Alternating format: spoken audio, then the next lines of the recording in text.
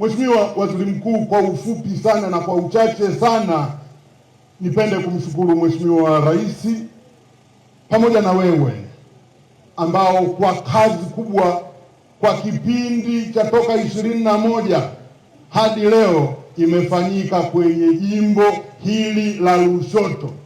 Moja ya vitu vilivyofanyika, Mheshimiwa Waziri Mkuu, tulipata hapa kwa kipindi hiki shilingi bilioni 5 kwa ajili ya shughuli za afya, ikiwepo huu mtambo uliouzindua leo.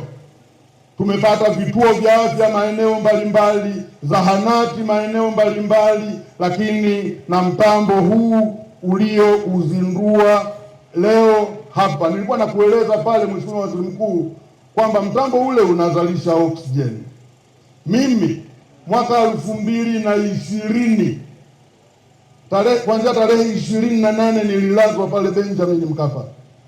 Ile mitungi niliyokuambia ya lita 50, kuna ya 50 na ya 15, ya kilo 50 na kilo 15. Mimi nimenyonya mitungi ile 73. Juzi hapa, Mheshimiwa Waziri Mkuu, tarehe 11 mwezi wa 9 nilitoka kwenye chumba ICU ndogo hapa, kale kamtungi ka kilo 15 kaliwekwa kwenye ambulance, kakanitoa hapa kunipeleka Muhimbili. Tumeweza kusaidia watoto njiti ambao wakawa ndio wahusika wakubwa na wahitaji wakubwa wa hewa hiyo tiba ya oksijeni. Pia wamama wajawazito pia wakawa wanahitaji sana hewa hiyo tiba. Kwa hiyo kwa msaada huu ambao tumesaidiwa na serikali ya awamu ya 6, tunamshukuru sana Mheshimiwa Rais kwa kutuletea mtambo huu, kwani tatizo la oksijeni kwa sasa tunaweza kusema kwamba limeweza kumalizika. Nimekuja hapa hospitali ya wilaya ya Lushoto kujifungua. Nashukuru Mungu nilijifungua vizuri na mtoto aliwekwa kwenye kifaa cha incubator ambacho kinatumia hewa ya oksijeni. Sasa hivi yupo salama na ninaye hapa. Namshukuru Mama Samia kwa kuchangia vifaa hivi vinavyozalisha hewa tiba.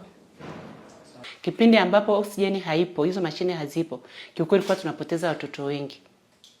Lakini kwa namna hii tangia walivyoweka hiyo oksijeni pale, hatujawahi kupungukiwa oksijeni, hatujawahi kukosa au namna yote ya kuweza kumhudumia mtoto.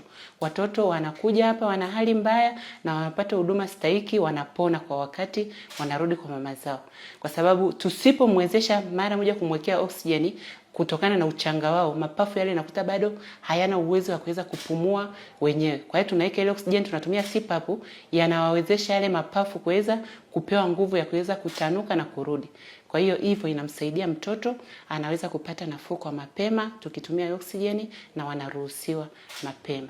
FM kutoka Tabata, Dar es Salaam, Tanzania.